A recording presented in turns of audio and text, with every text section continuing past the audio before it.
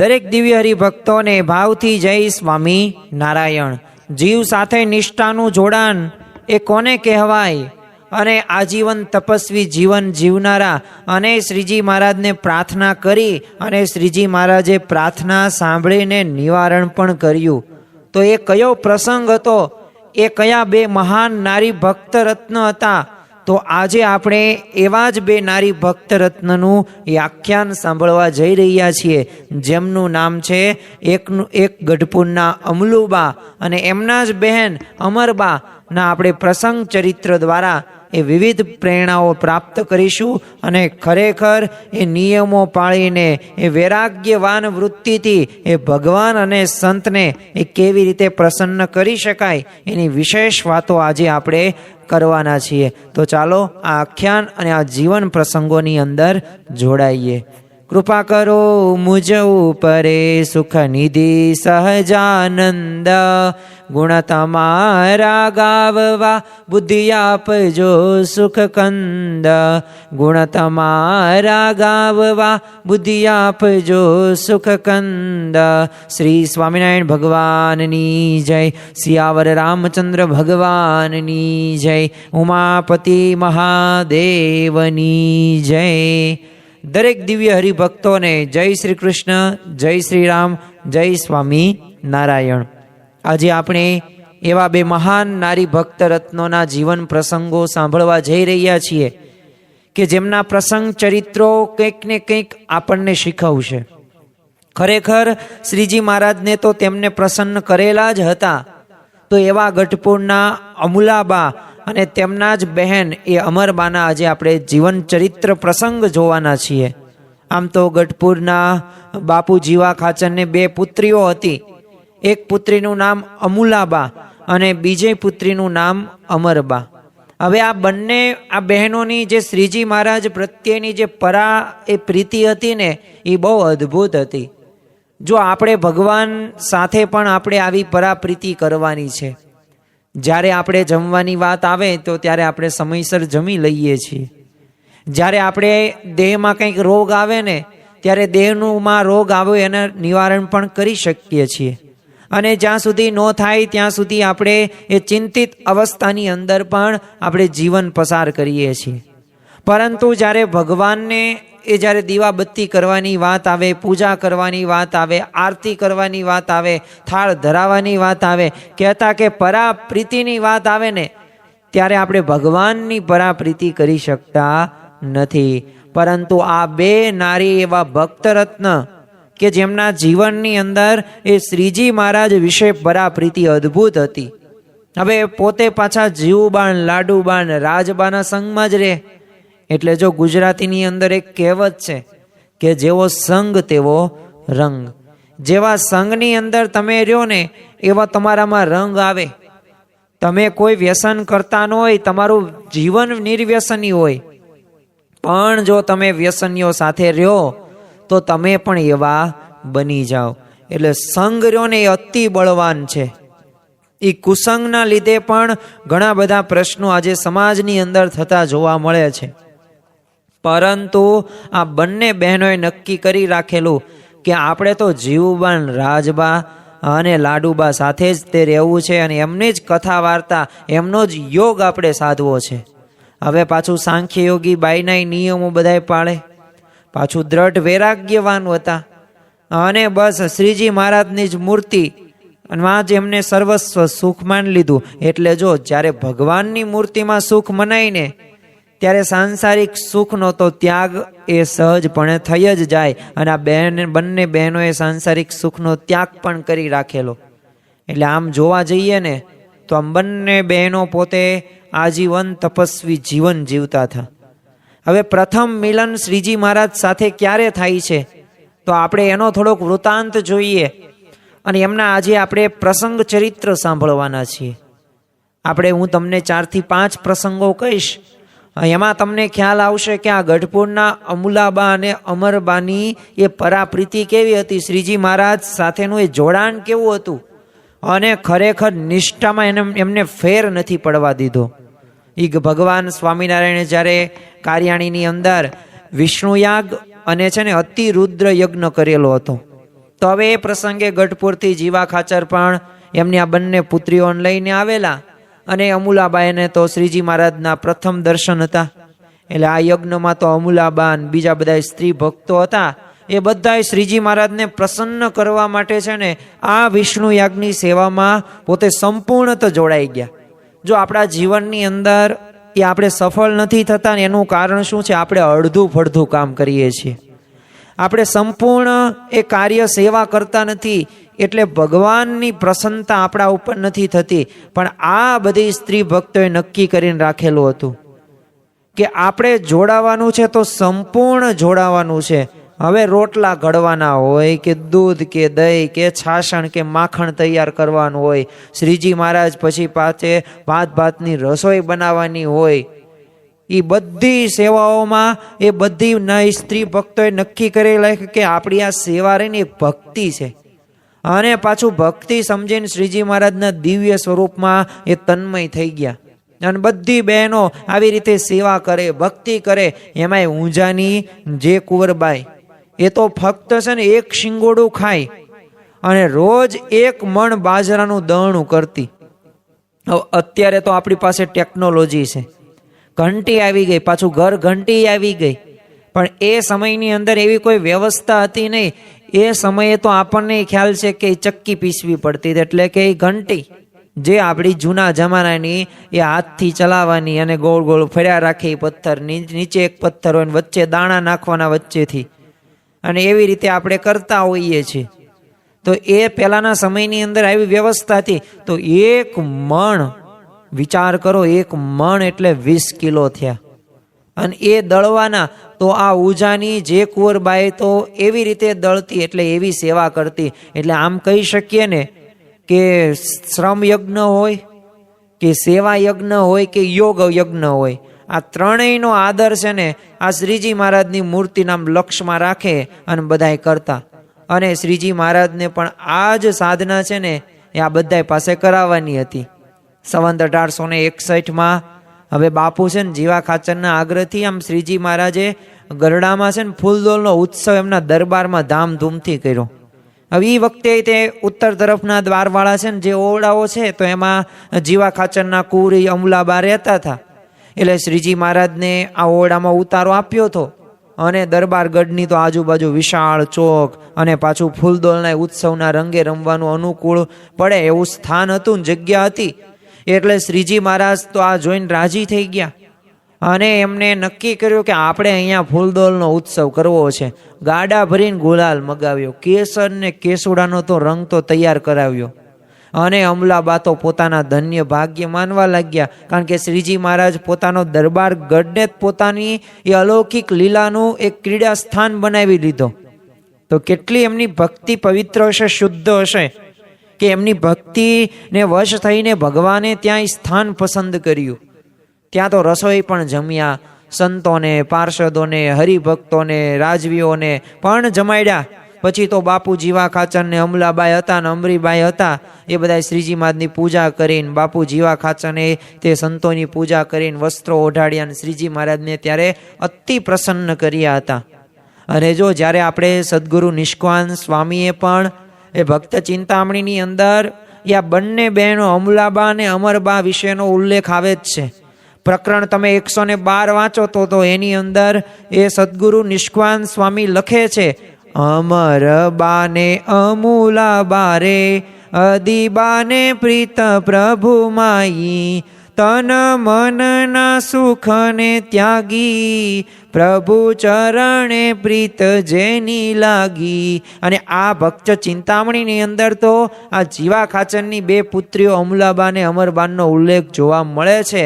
પરંતુ શ્રી હરિચરિત્રામૃત સાગર તમે ગ્રંથ જુઓ કે જેની અંદર શ્રીજી મહારાજના ચરિત્રો છે, તો એની અંદર પણ લખેલું છે કે અમલાબા અને અમરબા બંને બહેનો છે ને સત્સંગના નિયમ ધર્મ યથાર્થ પાળતા અને ત્યાગ વૈરાગ્યમય જીવન જીવનારા અને પાછું નિર્માની સ્વભાવના બહેનોને એ પોતાનો અને પોતાના કુળનો ઉદ્ધાર કર્યો. તો જો આવા અમલાબા અને અમરબા એ આપણે જોવા મળે છે. જો ગઢપુર જોતા શ્રીજી સાંભળે એ આપણને દાદા ખાચર યાદ આવે. જીવુબા લાડુબા પણ યાદ આવે. અને શ્રીજી મહારાજને એ 26 વર્ષ સુધી ગઢપુરમાં રહ્યા, એ ત્યાંની બધી લીલાઓ આપણને યાદ આવે. પરંતુ સાથે સાથે એક વાત યાદ એ પણ રાખવી કે એ દાદા ખાચર કે જીવા ખાચરના એ જે પરિવારના સભ્યો રહ્યા ને, એમને પણ ભગવાનને આટલા જ પ્રસન્ન કરેલા હતા જેવા દાદા ખાચરે શ્રીજી મહારાજને પ્રસન્ન કર્યા હતા. એવું પણ કહેવામાં આવે છે કે એવો એક પણ સ્વભાવ નહોતો કે જે શ્રીજી મહારાજને ન ગમતો હોય ને એવો રાખ્યો હોય આ બધા સભ્યોએ. તો જો એ શ્રીજી મહારાજ પ્રત્યેની નિષ્ઠા કે ભાવ જ તે આપણને દેખાય છે. એક બીજો પણ પ્રસંગ આપણે જોઈએ જેમાં શ્રીજી મહારાજે એ ચમત્કાર કર્યો અને આ અમુલાબા અને અમરબાની પ્રાર્થના પણ સાંભળેલી. સંવત 1869 આપણને ખ્યાલ છે, અગોતરા કાળની અંદર હવે જીવા ખાચરને ત્યાં તો દાણા ખૂટ્યા અને મહેમાન તો ઘણા બધા આવતા, એટલે કંઈ સરભરા થઈ શકતી નહોતી. આ જે કાળ હતો ને એ આપણે ઓગંતરા કાળ તરીકે ઓળખીએ છીએ. આપણને ખ્યાલ છે કે જ્યારે એ નીલકા નદીના કાંઠે એ આપણને ખ્યાલ છે ભેખડમાં ઘણા બધા વ્યક્તિઓ લોકો હોય, એક થૂલું, કારણ કે એક સંત ત્યાં આપતા હતા એક કળશો થૂલું, તો એમાં ઘણા બધા લાઈનમાં રહેવાનું, ભેખડો ચડવાની, ઘણા બધા ધક્કા મારે, નીચે પડે, પાછા નિર્માની પણ પાછા લાઈનમાં ચડી જાય. કેમ? ખબર હતી. એવો ખપ હતો, એવી મુમુક્ષુતા હતી. કયો ખપ હતો કે આ એક જગ્યાએ જ જીવવાનો અધિકાર છે, બસ. એમ સત્સંગની અંદર તે જો આવો આપણને ખપ આવી જાય ને તો આપણું કલ્યાણ થઈ જાય. સત્સંગમાં આવ્યા તો પ્રશ્નો તો રહેવાના જ છે, વ્યવસ્થા બાબતના પ્રશ્નો હોવાના, અરે જમવા બાબતના પણ પ્રશ્નો હોવાના. ઘણી બધી વખત આપણે જે જોયું હોય તો એના લીધે એવું પણ લાગતું હશે કે આમ થોડું ચાલે, પણ આ બધુંય તે આપણે સહન કરીને, જો બધાયના સ્વભાવ છે અને સ્વભાવને આધારિત બધાય વર્તે છે, પણ આપણે શું જોવાનું? સત્પુરુષને જોવાનું, ભગવાનને જોવાના. હવે અહીંયા જીવા ખાચરને પ્રશ્ન શું થયો? સરભરા કંઈ થઈ શકે નહીં, દાણા હોય તો કંઈક થાય ને. એટલે જીવા ખાચર છે ને મરવાની તૈયારી કરતા હતા. અને અમલાબાઈએ તો શ્રીજી મહારાજને આ બધી વિપત્તિની વાત કરી અને શ્રીજી મહારાજે વેળાવદરથી છે ને 80 મણ બાજરો મગાવ્યો.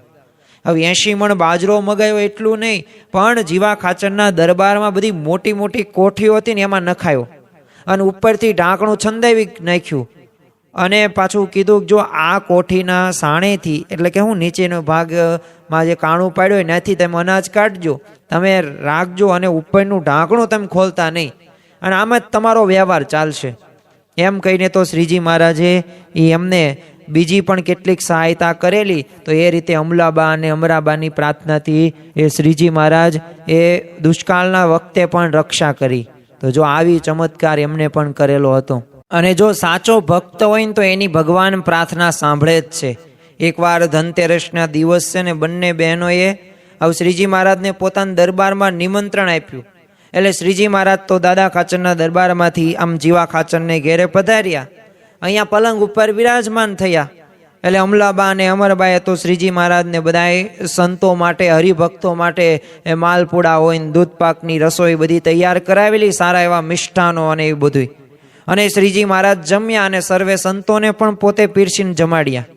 અને ત્યારબાદ જીવા ખાચરે શ્રીજી મહારાજનું પૂજન કર્યું અને રૂપિયા ભરીને થાળ શ્રીજી મહારાજના ચરણે પાસે મૂક્યો અને સર્વે સંતોની પણ પૂજા કરી અને એક એક વસ્ત્ર ઓઢાડ્યું અને પાછું આરતી પણ કરી. અને જો આપણને ગઢપુરની અંદર ઘણી બધી લીલાઓ શ્રીજી મહારાજે કરેલી છે, એના આપણે પ્રસંગોના પણ સાક્ષી છીએ. તો આપણે એવા 1-2 પ્રસંગો જોઈએ કે જે અમલાબા અને અમરબા સંબંધિત હોય, કે જે જીવા ખાચરના સંબંધમાં એ પ્રસંગ બન્યો હોય. હવે એકવાર આ જીવા ખાચરની ચઢવણીથી છે ને ભાવનગરના રાજાએ હવે આરબની ફોજ હવે શ્રીજી મહારાજને મારવા મોકલેલી અને જીવા ખાચરના દરબારમાં આવીને ઉતરી નથી. અને જીવા ખાચર તો દોડતા શ્રીજી મહારાજ પાસે આવ્યા અને કીધું મહારાજ વજેસન ઠાકોર છે ને ગામ ગરાસ લઈને છોકરા મારવા તૈયાર થયો છે, તો આવો અન્યાય કેમ? તમે બચાવો બચાવો, આ ધીંગાણું અમારા આંગણામાં જ થયું. તે શ્રીજી મહારાજ કે એ વખતે તમે ક્યાં ગયા હતા? તે એમણે શું કીધું? હું તો ઊંઘતો હતો. તે શ્રીજી મહારાજ કે આટલું બધું તોફાન થયું તો તેની તમને ખબર જ નથી? ઓલા કે ના એ મહારાજ એ તો મને કાંઈ ખબર જ નથી. અને આવું સાંભળીને શ્રીજી મહારાજ ઊભા થયા અને નાજા જોગ્યાને કીધું કે ઘોડી લાવો. અને ઘોડી આવીને એટલે શ્રીજી મહારાજ તે ઉપર બિરાજીને જીવા ખાચરના દરબારમાં પધાર્યા. અને જીવા ખાચર તરત જ પાછળ આવ્યા અને અહીંયા એમણે ભાવરોને જોયા. અને એ સાંભળીને શ્રીજી મહારાજે એમને કીધું, બાપુ આ ભાવર બધા તો તમારે આંગણે જ મહેમાન થઈને બેઠા છે અને તમે કહો છો કે ધીંગાણું તમારે ત્યાં થયું છે. અને એટલામાં જ તે અમલાબા ત્યાં આવીને ગયા ને એમને કીધું, મહારાજ માફ કરો, પણ આ બધા બાપુના જ કામા છે એટલે એમની મતિ બગડી છે ને દાદા બાપુનો ગરાસ પડાવી લેવાની છે ને આ પેરવી કરી રહ્યા છે. હવે આવું જીવા ખાચરે સાંભળ્યું, પોતે કંઈ બોલી શક્યા નહીં. અને એમને શ્રીજી મહારાજે તરફથી એ આડી નજરે એમને જોયું. અને શ્રીજી મહારાજે પણ પોતાને આમ ભૂકુટી વાંકી કરીને એમને કીધું, બાપુ આ હિરણ્યકશ્યપુ, રાવણ ને કંસ ને શિશુપાળ ને કૌરવ રહ્યા ને એ બધાનું ભગવાન પાસે ન ચાલ્યું, તો તમારું ચાલશે? અને દાદાને તો અમારા રખવાળા છે એટલે એનો કાંઈ વાંકો વાળ કરી શકે એમ નથી. તો તમારા સંકલ્પો પૂરા થશે કે નહીં થાય? નહીં થાય. અને એટલું કહીને શ્રીજી મહારાજ માણકી ઉપર ચડ્યા. અને અમલુબાઈએ કીધું, મહારાજ હવે અહીંયા પધાર્યા છો ને તો એમને એમ નહીં જવા દો, તમે જમીને જાઓ. જો એક પરાપ્રીતિ કોને કહેવાય, એક પરાભક્તિ કોને કહેવાય એ આપણને અહીંયા જીવન પ્રસંગો દ્વારા ખ્યાલ આવે. જો જે સાચું તે સાચું અને જે ખોટું તે ખોટું આ બોલવું ને એ એક હિંમતભર્યું પગલું છે.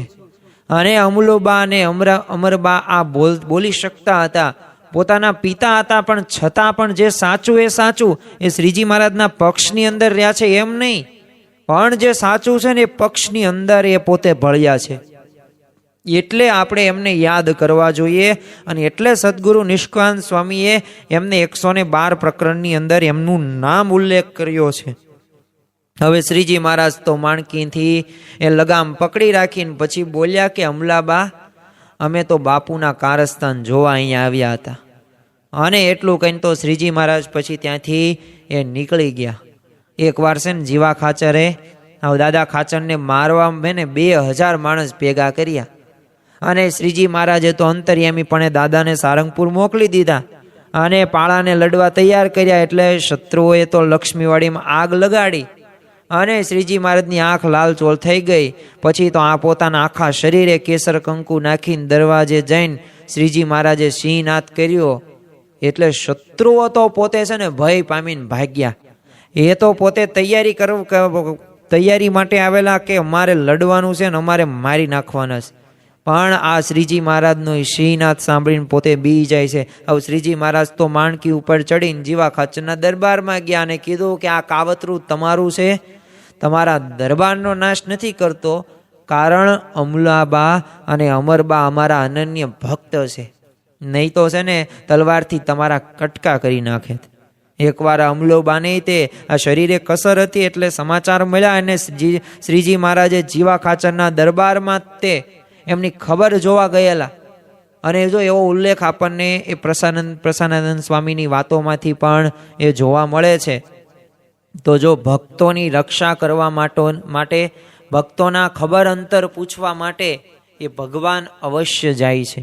આ ભગવાનની એક કૃપા કહેવાય, આ ભગવાનનો એક દયાળુ સ્વભાવ કહેવાય કે ભક્ત વત્સલ ભગવાન બિરુદ આપણે એમનામ નથી આપ્યું, કારણ કે દરેક ભક્તોની ચિંતા કે પ્રશ્નો પોતે સાંભળે છે, ખબર અંતર પૂછવા માટે જાય છે.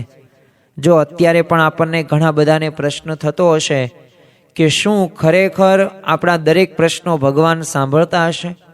શું આપણે જે ભગવાન સમક્ષ મંદિરની અંદર કે પૂજાની અંદર પ્રાર્થના કરતા હોય તો આ પ્રાર્થના એ ભગવાન સાંભળતા હશે? શું આ ભક્તિ આપણે કરીએ છીએ, આ જ્ઞાન પ્રાપ્ત કથા વાર્તા સાંભળીએ છીએ અને ધર્મ ગ્રંથોનું વાંચન કરીએ છીએ, તો શું ખરેખર ભગવાન સાંભળે છે ને જોવે છે? તો જો ભગવાન બધુંય જોવે છે ને સાંભળે છે. આપણે માનવાનું છે ભગવાન આપણી સમક્ષ છે અને ભગવાન આપણા હૃદયની અંદર પોતે પ્રસ્થાપિત કરેલા છે આપણે. પણ જો એવી શુદ્ધ ભાવના હોય ને તો શક્ય છે, બાકી ભગવાન એમનામ રહેતા નથી. એકવાર જીવા ખાચર પોતાની ડેલીએ જઈને છે ને ભાવનગર જવા તૈયાર થઈ ગયા અને અમલુબાઈએ પૂછ્યું, બાપુ ભાવનગર જાવ છો? અને બાપુએ તો તરત શું કીધું કે હા બેટા, દાદાની ફાઇટ બંધ કરવા જાઉં છું. હવે અમલુબા તો કંઈ બોલ્યા નહીં, પણ બાપુની જીતથી, દાદા ખાચર પ્રત્યેના દ્વેષ ભાવથી હવે અમલાબા કંટાળી ગયા અને એમના અંતરમાંથી એ નિશ્વાસ નીકળી ગયો અને બાપુના કાન સુધી એનો અવાજ પહોંચ્યો. ત્યારે જીવા ખાચરે ઘોડી ઉપર પલાણ સરખું કરતા કીધું કે અમલોબા, તને ગમે કે ન ગમે, પણ દાદાને તો હું જોઈ લઈશ. અને શ્રીજી મહારાજ એનું ઉપરાણું લેશે ને, પણ હવે એમનું પણ કેટલું ચાલશે એ પણ હું જોઈ લઈશ. અને એવું બોલીને તો ઘોડી ઉપર જો બેસીને ભાવનગર તરફ ચાલી નીકળ્યા. જો આ અમલાબાનું પણ પોતે માન્યા નહીં.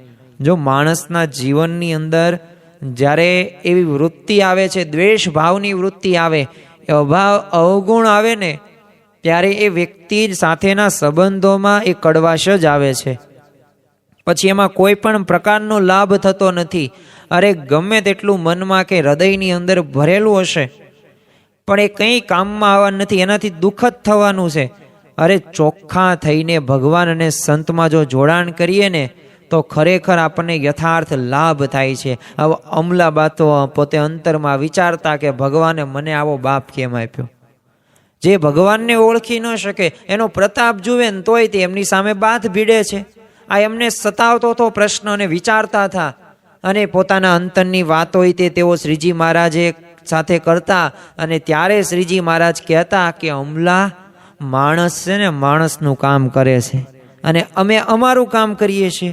તો અમારે જે નિષ્ઠા છે ને એમાં ફેર ન પડે, એનું તમે જાણપણું રાખજો. તો જો શ્રીજી મહારાજે આવા તે આશીર્વાદ એ આ અમલાબાને અને અમરબાને આપે છે અને નિષ્ઠા રહીને એકડાના સ્થાને છે. જો આપણે ગમે તે એ સંપ્રદાય કે ગમે તે ધર્મના ઉપાસક હોય, નિષ્ઠા અગત્યની છે અને પતિવ્રતાની ટેક તરીકે પણ ઓળખવામાં આવે છે. અને ખરેખર જેનામાં નિષ્ઠા દ્રઢ હશે ને, એ લાંબા ગાળે એ ભગવાનને પામી જ શકશે. જો આ 1-2 દિવસની અંદર આ સાધના પૂરી થઈ જાય એવી નથી. આપણને કેવું છે કે 1-2 દિવસની અંદર સુખ આવે એમ ન આવે. આ અનંત જન્મોથી આ છે ને લાખ મણ લોઢી હોય ને, ગુણાતીતાનંદ સ્વામીએ કીધું ને, લાખ મણ લોઢી હોય ને ધગી જાય તો હવે 1-2 બેડા એની ઉપર નાખો તો એ કંઈ ન થાય. ગંગાના પ્રવાહની અંદર એ તમે નાખો ને 10-15 દિવસ સુધી રહેવા દો તોય પાછી એની જે છોડ હોય એ જે ઉછળે ને, તો એ પાછું બિલ્ડિંગ જેવી, મકાન જેવી જ ઉછળે. ત્યારે એ શાંત થાય. એમાં અનંત જન્મોથી જીવે આ આસક્તિમાં છે, પંચ વિષયોમાં આપણને પદાર્થમાં ઈચ્છા છે અને એ તૃષ્ણા છે, તો એમ કાંઈ પૂરી ન થાય. એ તો ધીમે ધીમે સંત સમાગમ કરીએ અને ધીરજતાથી કામ કરીએ ને તો શક્ય છે. બાકી એમ 1-2 દિવસની અંદર બ્રહ્મરૂપ ન થઈ જવાય, 1-2 દિવસની અંદર શાંતિનો અનુભવ ન થાય. એના માટે સતત ભગતજી મહારાજ જેવી સાધના કરવી જોઈએ, તો આ શક્ય છે, બાકી શક્ય નથી. અને જો જીવા ખાચરનો તે અંતકાળ આવ્યો ને, ત્યારે બંને બહેનોએ શ્રીજી મહારાજને વિનંતી કરી કે પ્રભુ, અમારા પિતાના અવગુણ સામુ જોશોમાં મોટું મન રાખીને ક્ષમા કરી દેજો ને એમનો ઉદ્ધાર કરજો. જો વિચાર કરો કે એક બાપની એ 2 પુત્રીઓ, એ અમલાબા ને અમરબા પોતાના પિતાના સ્વભાવ સામુ નથી જોવાનું કહેતી મહારાજને, એનું ફળ આપવાનું નથી કહેતું, પણ એને માફ કરી દેજો, એનો ઉદ્ધાર કરજો. તો જો આ પુત્રીનો એક પિતા પ્રત્યેનો પ્રેમ રહ્યો ને, એ અઘાટ ને અખૂટ જોવા મળે છે. એ શ્રીજી મહારાજે જીવા ખાચર પાસે જઈને એમના માથે હાથ ફેરવ્યો અને એમને કરેલી ટાણાની સેવાઓ સંભાળીને કીધું, બાપુ અમે છે ને ઉધારનો ચોપડો રાખતા નથી, તમે જે સેવા કરી છે ને એના પ્રતાપે, તમારી આ બંને કુંવરીઓની ભક્તિના પ્રતાપે તમારો ઉદ્ધાર કરીશું. અને આ સાંભળે છે જીવા ખાચર, અને જીવા ખાચરની આંખો છે ને ત્યારે ભીની થઈ જાય છે. તમે વિચાર કરો કે ભલે ગમે, જો આ ભગવાન અને સંતની આટલી તાકાત છે, આપણને આવા ભગવાન પ્રાપ્ત થયા છે, ખરેખર આપણને અલૌકિક અદ્ભુત એવા આવા ભગવાનને સંતની પ્રાપ્તિ થઈ છે. હવે જો ગમે તેવું કર્યું હશે ને તો આપણું એક શૂન્ય થઈ જશે. પણ એક વાત યાદ રાખવી કે સતત પ્રયત્ન આપણા હોવા જોઈએ. ધર્મ, ભક્તિ અને જ્ઞાન વૈરાગ્ય સહિત એ પરાપ્રીતિ નિયમ ધર્મયુક્ત જીવન હોય, વૈરાગ્ય આપણામાં જીવનમાં હોય, સાંસારિક સુખનો ત્યાગ હોય, અને જો આજીવન જો આપણે તપસ્વી જીવન જીવતા હોય, પણ જો વ્યવહારની અંદર ગૃહસ્થ છીએ તો જે જવાબદારી આવે તે નિભાવવી, એમાંથી બહાર આવવું નહીં, અને નિષ્ઠા છે ને જીવ સાથે જોડવાની છે. તો જો આવી રીતે કરશો ને તો અવશ્ય આપણને શ્રીજી મહારાજ એ આપણો સાથ આપશે, આપણી પ્રાર્થના પણ સાંભળે છે. તો આજના આ જીવન પ્રસંગ ચરિત્ર દ્વારા એ અમૂલ્યાબા અને અમરબાની એ હૃદય ભાવના કેવી હતી, એ નિષ્ઠા કેવી હતી, અને કેવું તપસ્વી જીવન હતું, અને ખરેખર આજીવન એમને વૈરાગ્યવાન રહીને એ શ્રીજી મહારાજના મૂર્તિનું જ સર્વસ્વ સુખ માન્યું હતું. તો આપણે પણ આવા જ વિચારો સાથે, આવા જ ભાવના સાથે, એ સત્સંગ સાથે જોડાઈને એ બ્રહ્મરૂપ થઈને પરબ્રહ્મની ભક્તિ કરીને એ શ્રીજી મહારાજ અને સંતને રાજી કરી શકીએ, એ જ આજના દિવસે પ્રાર્થના. શ્રી સ્વામિનારાયણ ભગવાનની જય.